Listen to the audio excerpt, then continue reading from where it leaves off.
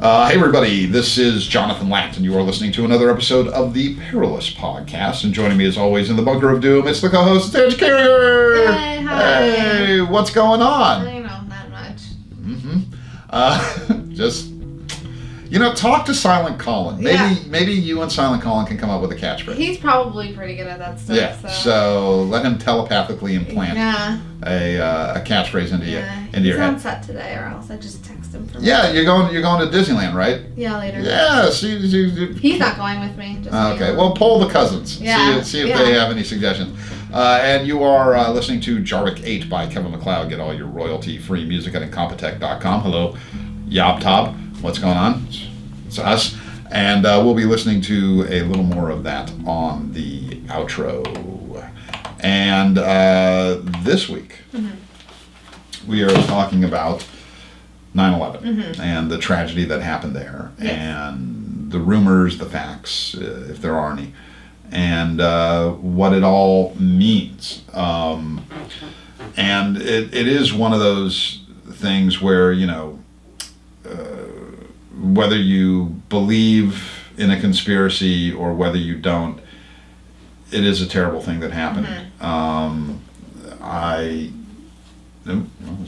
That was my stomach. Everybody's got an opinion. But it is one of those things where I always feel a little weird because I want to tread lightly and I want to be respectful to everyone. That was the chair. To everyone that lost their life, right, and to especially the first responders who, most of them have gotten so sick over the years from all the chemicals and everything they breathed in. However, I do think it's fair to question the official story. Right. And I think we're both completely clear that it happened. It was horrible. Like, all of that stuff. Yeah. And, just talking about, I think, at least the way I approached it when I was, making sure I was up on the research for it, because I knew a lot of them already, but it was kind of refreshing, this is what people say. Yeah. Here's what they say the facts are. More of, clinically looking at it instead of being, this is wrong and true and blah. You were very young when it happened. I was 16. 16? Okay. Yeah. Do you remember the day? Of course. Yeah, I was actually learning about Pearl Harbor in social studies too, which is irony, I think, or another word similar, because we were because we had TV screens in our corners, and the teacher, Mr. Blue, was about to put up the Pearl Harbor screens, and it was on the Today Show, the TV was, and we saw the second plane hit. Wow. So, and he was like, I was just there last week. What's going on? Because school effectively just started, or 2 weeks ago or something. He was there right before school started, and we were and then they were saying maybe the pilots are confused, they got off track, and then he was like, well, we really need to learn about Pearl Harbor. We'll come back to this after. And so we did our lesson, and then came back, and then my next class was government, because I had to take 2 government classes that year, because I had Spanish and band electives. Sure. So pack them in. In government, we just watched the whole, all we did was watch the TV all day. And then I remember my mom had to work. My mom was supposed to be on a plane in Ohio for a police conference, a hostage negotiators conference. Ended up not getting on the plane, obviously, because they grounded all of them right then. And then, so she was gone in Ohio, and my dad and I just watched TV all night. I don't even remember where my sister was, maybe at a friend's house or something like that. So. Yeah, I had been out drinking heavily the night before. I didn't drink quite yet. With a buddy, and he was living in LA. He's from Australia. Hey, Brendan, what's up? And we've been out just partying like I did back then, and just lots of tequila, man. And at the time, when 9/11 happened, there was also this scheduled protest in Seattle against the World Trade Organization. So Brendan, being a foreigner and hungover, called me at 6:30 in the morning and said they just blew up the World Trade Organization offices. And the World Trade Organization offices is not the same as the World Trade Center. And I said, well, is it still going to be blown up in an hour? And he said, yeah. I said, I'll call you back. And I went back to sleep, and I slept for another... I forgot how early it would have been for you guys. Yeah. I slept for about another 4 hours. I woke up and turn on my TV, and I called him back and I went, dude, World Trade Center, flying planes into the World Trade Center, very different than blowing up the World Trade Organization office at 6 a.m. when there's no one in there. Yeah. You know what I mean? So, and I just remember watching that all day, and then, there was that sort of How weird... old were you? 2001, I was almost 28. I was 30. Really? Yeah, 31, something like that. It was just one of those crazy things. And,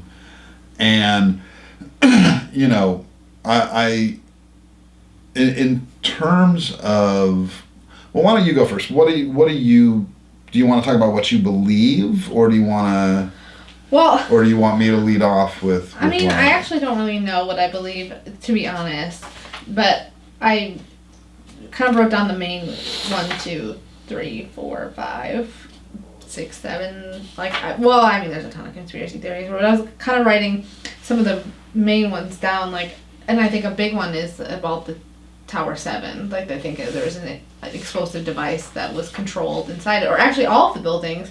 A lot of the conspiracy theories are that there was controlled explosives happening inside because jet fuel allegedly can't burn that hot. But I found all the explanations for them, at least that they give or experts give. I will say this. I mean, first, so let me tell you what I don't believe. Mm-hmm. I don't believe it was an inside job. Okay. I don't believe the planes that struck the Twin Towers were holograms. I've not heard that one. I don't just believe, like the Tupac hologram. Yeah, I don't. Yeah, I don't believe they were radio controlled. I haven't heard that one. There's some crazy stuff. I feel like mine were all more around the actual things that happened. Right, but I will say this: I do believe that, and we know this. The government knew it was coming. Yes. I do believe that also. The government knew it was coming. And I believe it wasn't about a lack of communication. Mm-hmm. I believe President Bush, I give him the benefit of the doubt, but I know, and I think I can prove why.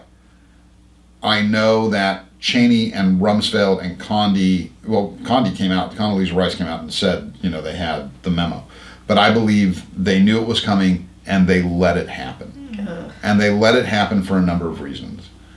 It is a great way to solidify power. Mm-hmm. President Bush, when he was elected, and it was a contested election, and if Al Gore hadn't have been such a spineless wuss, probably would have been the president. We know that there was a lot of fraud in Florida, mm-hmm. and they should have... Chads, man. And they should have contested that. Now, what would have happened in the end, I don't know, but he should have contested it. I know that President Bush wasn't the president. It really was... you look at everybody in his staff and cabinet. These were all people that worked with his dad. Mm-hmm. Cheney, Rumsfeld. What the fuck were those? What the fuck were those guys doing there? They were too old and too crazy. Mm-hmm. They were there because they wanted shot to the face. That's the only thing I ever think about Cheney. So Bush wasn't really running the country at the time. I think about halfway through his first administration, he decided to start being the president. Yeah. Wasn't a great president, but he decided to give it a shot. He gave up on his dreams of painting. Yeah. Trey Parker and Matt Stone. Or is it Matt Parker? I always get it confused. It's Trey Parker and Matt Stone. Mm-hmm. Had a sitcom on Comedy Central called That's My Bush. That's right. And it was literally written and shot like a cheesy late 70s, early 80s sitcom where Bush lived in the White House with his family and he had the wacky neighbor who'd come over for sugar. Never in the history of this country was a president so disrespected from the onset that there was a sitcom about him.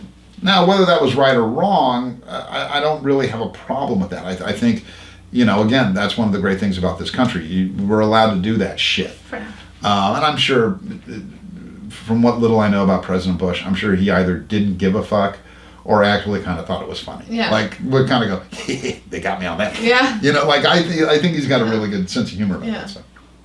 So what did 9/11 do? It turned him into a wartime president. You know, there's that, he's on the pile of rubble with the megaphone and whatever. So I believe they knew it was coming. I believe they knew the details of the operation, and I believe they let it happen. How have none of them died of guilt yet? Well, because they don't have any. Guilt cancer. And guilt cancer. And here's how I know they knew. Okay? This is how it from an underground bunker? It is. Well, I was in this firefight with these aliens. Yeah. They almost got my fingers. Yeah. So there is that very famous video of Alex Jones. Sorry. Is easy killer of President Bush reading to the children. Yes. Okay. The Secret Service person comes, whispers in his ear, and then President Bush keeps reading. Now, people can say President Bush knew. I don't know. But I know the Secret Service. Here's the thing. You have just been told that terrorists or whatever have flown planes. But the first plane you go, tragedy. Second plane you go, something's up. Pentagon, the crash in Pennsylvania. Now you know you're under attack. The only reason you don't scoop the president up in your arms like a baby and get him to a secure location is because you know nothing else is going to happen. That's true. You know they're not going to strike Florida. You know they're not coming after the president. You know there is no reason to move this man to a secure location. And why do you know that? Because you know every fucking detail of that operation and you let it happen. That's true. And shame on Cheney and Rumsfeld and Condoleezza Rice for letting it to happen, because they could have stopped it, but they didn't. Why? Because they wanted to solidify power. They wanted to go back to Iraq. They wanted to get in there. That it's was it Cheney or Rumsfeld who ran fucking Halliburton for years, and they knew George W. Bush, as nice as a man he was, and I've said this before, I think he's a good man. I disagree with him, but here's how you know Bush was a good man. Who would you rather have as president of the United States right now, Donald Trump or George W. Bush? Yeah. So they knew nothing else was happening. They knew the president was going to be safe, and they knew also he was not an intellectual giant. So getting them to shift from Afghanistan to Iraq was not that hard. And also, don't forget, Saddam Hussein tried to kill George Bush's dad. That's going to piss you off. Yeah. Like, let's kill the man who tried to kill my daddy. Yeah. But the Bushes love each other. They are a very loving family. Yeah. And when you're the president of the United States of America and you are being led to believe that there's a problem in Iraq, and somebody whispers in your ear, remember, he did try and kill your daddy. That's right, fuck that guy. Let's go get him. That's all the motivation you need. And it fits in with the entire neocon philosophy of nation building and feeding the military-industrial complex, and graft and corruption and fear. Look at everything that has happened since 2001. The fear that has been fed to the population, and the dumbing down of this country, and the spying on citizens, and it's insane what has been done.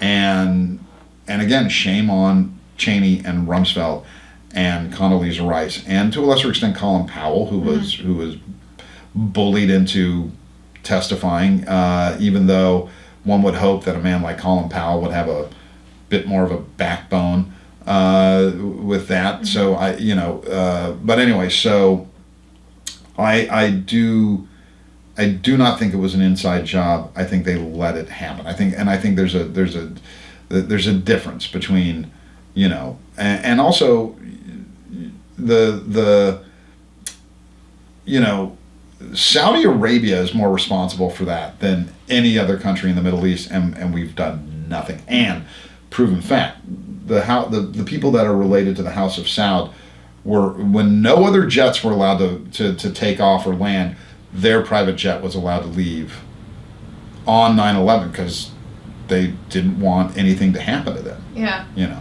so. I mean, yeah, Saudi Arabia is still not even in the Muslim ban right now. No. But because Trump. Yeah. It's fine with But North Korea is, because so many tourists coming from North Korea. Yeah, they're all here. It's like a great All right, Hollywood let's not get distracted Yeah. with President Poopy Pants. Yeah. That's all depressing. And isn't it Colin Powell? He says his name weird.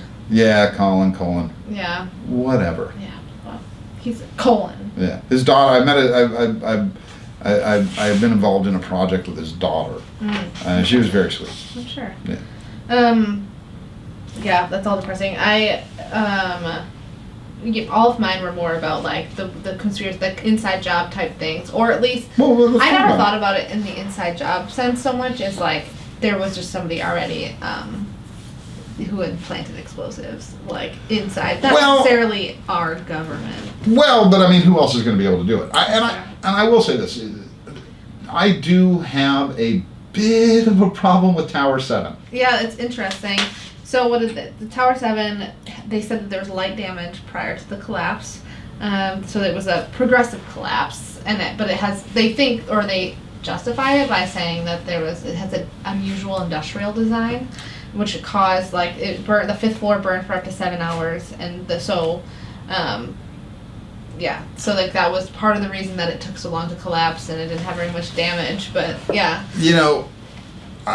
When you look at a controlled demolition video, it looks a lot like Tower 7. And when you look at a building collapse, it doesn't look anything like Tower 7. The only time it looks like Tower 7 when it's a natural collapse like that on a building, it's with a much smaller building. Yeah. The problem I have with Tower 7 was, and we have actually seen this recently in the last 5-6 years. We've had these massive structure fires on these buildings, I think in Singapore and other places. Burned for 18, 19 hours. Multiple floors. The thing didn't collapse. Yeah. Never in the history of construction has a skyscraper collapsed due simply to fire. Yeah. It's a fact. The National Institute for Weights and Measures or something like that, or it was some, I can't remember, it was like NMS or NIS or something like that, that had to prove that Tower 7 collapsed on its own.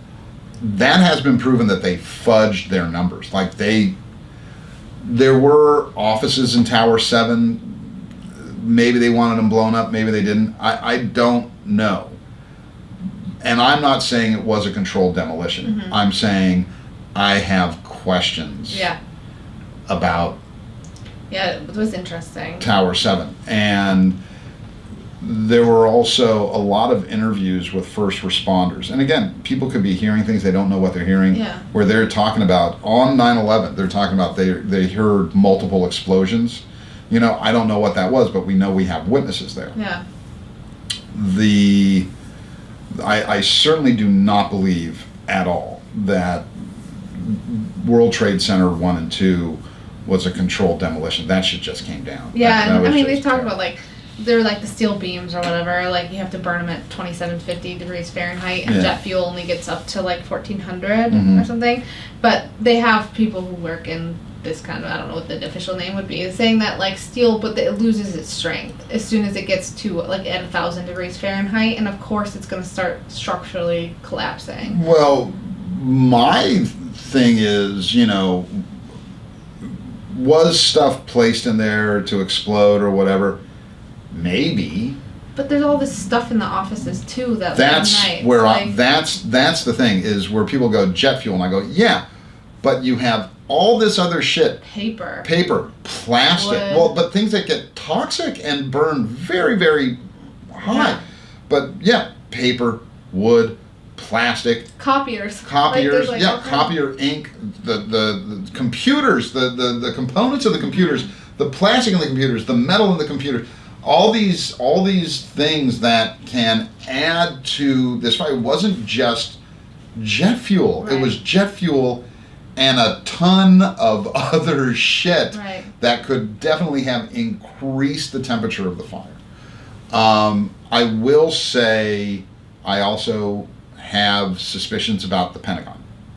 I don't remember any of the Pentagon stuff. Well, just there's because so much information. Yeah, there's so many. But we've never seen. We know how many cameras are around the Pentagon for security reasons, and they've never released footage. That's true. The only footage they've released is the guard footage, and that's been, the timestamps have been doctored, and it's like 2 frames, and you can't tell what crashed in there, and a lot of people will tell you that does not look like a full-size jet crashed into that. It looks like a drone crashed into it. Now, did it? I don't know.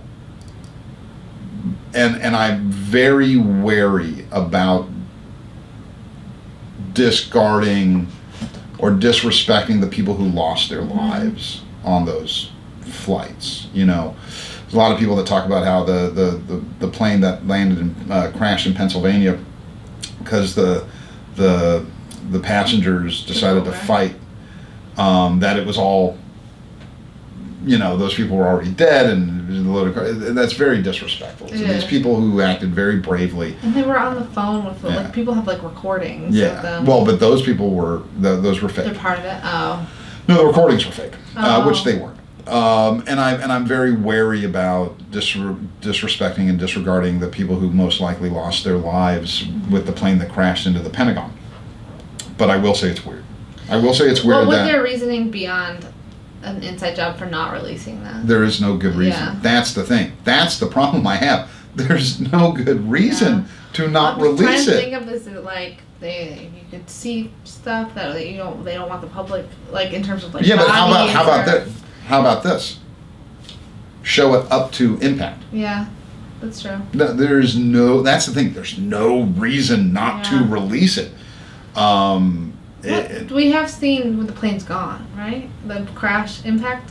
I swear I can picture a picture from above, but maybe I'm crazy. Well, we've seen the aftermath. Yes, but again, look at that aftermath. There's not a lot of debris. Yeah. You know, there would have been debris. The plane wouldn't have incinerated. Yeah. You know, I'm very wary about disrespecting those who lost their lives that day. But there is something weird there. But what do people think then happened? So people think it was a drone. People think it was a rocket. People think the bulk of the explosions, like in the towers, were inside. Is that true? Are they right? I don't know. Yeah. But again, could part of it have been they knew they were going to fly into the towers, but knowing this, and they knew months in advance. Yeah. So could they have taken that information, saying, okay, this is going to happen. We can plan our own op to get rid of evidence of things or whatever that we want to get rid of. Let's use it to our advantage, whether it's getting rid of things in the Pentagon, getting rid of things in Tower 7, getting rid of things in the World Trade Center. Sure. So maybe it's partially an inside job, but the World Trade Center was definitely not. That was. So what then? Where did the plane go if it was a rocket? No, that's what I'm saying. I don't know, and that's why I'm very wary to say. I'm asking you at more. Right, but that's where the logical problem is. That's where you know if you are planning something like this, I don't know how you pull something like that off other than using the actual plane. Mm-hmm. So I don't have those answers, and I think people that claim they do don't. Yeah. But I'm not saying a plane didn't crash into the Pentagon. I'm saying I have a problem with the story, with the debris field, with the fact that again, almost 18 years later, you won't release footage. But it fundamentally changed this country. And the only people that have benefited from this change are the neoconservative ruling class, the military-industrial complex, the intelligence community, the very, very wealthy have all been the ones that have profited. They have really gotten as Orwellian as they possibly can. And that's very unfortunate. It is. You know. Yeah. But I don't think it was. I don't think it was a false flag operation. You know. That'd be very hard to pull off. Yeah, and it just logistically almost impossible, I would think, to pull off something that complex. And it's disrespectful. And I'm not saying I refuse to believe it's a false flag because it's disrespectful. I believe it's disrespectful because it wasn't a false flag, and to you know, really get into crazy town and talk about you know, the planes were remotely controlled and here's proof and you don't have proof and again, but part of that I also think is people not wanting to admit that this could happen, and that's fair. But again, here's George W. Bush in Florida reading to children, a Secret Service agent whose job is, the Secret Service, their only job, protect the president, his family, other people in the administration, whispers in this man's ear. They don't usher him out of the school. They don't. The only reason you don't do that is because you know he's not in danger, and the only reason to know he's not in danger is because you know the depth and the breadth of the operation. Yeah. This is too idealistic, and this wouldn't happen. So the only thing I would think is that. So let me state that. Well, no. The only thing I was trying to think of a reason why they would leave him there is because are they trying to debate if it looks worse that he leaves behind kids to be killed if they just evacuate him? I don't think they think about that. Yeah, that's what I think. It's no, protect the president. Right. Because if the target's the president, the kids will be safe when you move them out of there. Yeah. No. It's already on a trajectory. But they would know that. Yeah. You know what I mean? No, they would want to get him out of there. Yeah. You know, maybe they'd go, okay, everybody run. Yeah. But no, the only reason you leave the president sitting, it's because you know there's nothing happening. Yeah. You know the operation. Yeah. You know, what do you think? What is your opinion of what happened? I don't know. That's unfortunately the world we live in. Yes, I mean, I don't know. But if I was a YouTube commenter, I would know everything. Of course. Obviously. Of course. Obviously. Obviously. Or everybody on Twitter, they all know everything. They do. They do. I don't know. I agree that there's some weirdness, but it's also, I mean, we can study this stuff scientifically, like in terms of what actually, like the burning, the explosions, all that stuff. But I feel like they can't plan for everything. In terms of like the damage at the Pentagon, I do think, like you said, that is strange. But it's like we don't really know what exactly will happen when a plane crashes into a building. Well, especially a building designed like the Pentagon. Yes, absolutely. So, that's why I'm saying. Yeah, I have know. that. Yeah, but so that's why it's. I do think there's some like interesting stuff, but I also think that our brains just can't process chaos, and that was complete chaos. Yeah. And then from then on, like everything has been chaos, and so we all can't process it, especially this last year. Yeah. So, it's really that's what they want. They do. Actually, no, they do. They want. The Illuminati. Oh, the Illuminati. We're going to get to that next week. They want chaos. I have a story about that. Tune in, because Angie's gonna go on a marauding spree. Yeah. I got some stories about the Illuminati. So all right, we're coming up on a half hour. All right. Your opinion is you don't know what the fuck to think, but shit gets crazy. Yeah. Is that a fair assessment? Yeah. My There's something about insider trading, but I didn't have time to read more about it also, but I think that's a part of it too. Which Right. But so much shit. Well, there was a thing where they could tell that people were selling short, like airline stocks and things like that, and selling off airline, but they can tell that. But who was doing it? And also, I've done things where I'm a fucking accidental genius, where I've sold off stuff and like the next day, shit goes crazy. So it could just be luck, although it was very high volume trading. But that wasn't the reason to do it. Yeah. That would have been just someone who knew it was coming. And again, just because someone knew it was coming doesn't mean America planned it. It just means they knew it was coming. They let it happen. Yeah. And I really am of that opinion, unfortunately, which is the three main ones being Cheney, Rumsfeld, and Condoleezza Rice. Knew this was coming. Knew it was coming for a very long time. Let it happen. No guilt cancer. No, and well, because they look at it as citizens aren't people. Citizens are a product. Yeah, it's a means to an end, and not all lives are equal. And who cares if a few thousand people have to lose their lives so that we can push our agenda through and have a war and kill and have a war and look what it's done. Look how different we're so used to it, we don't realize how different our country is.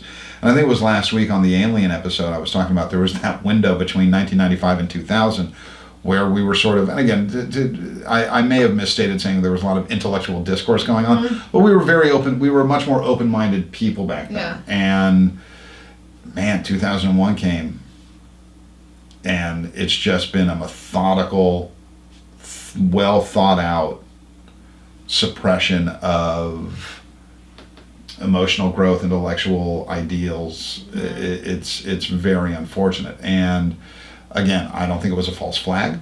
I don't think it was an inside job per se. I just think they let it happen. I have questions, which I think are fair, about the Pentagon. I have serious questions about Tower 7. Yeah. None of that makes sense. Tower 7 just doesn't make sense to me. Yeah. But was it all fake? No. But what were the reasons? And again, you don't know, like we talked about with the jet fuel. Okay, maybe jet fuel burns and such a thing, but it's mixing with a lot of other toxic shit.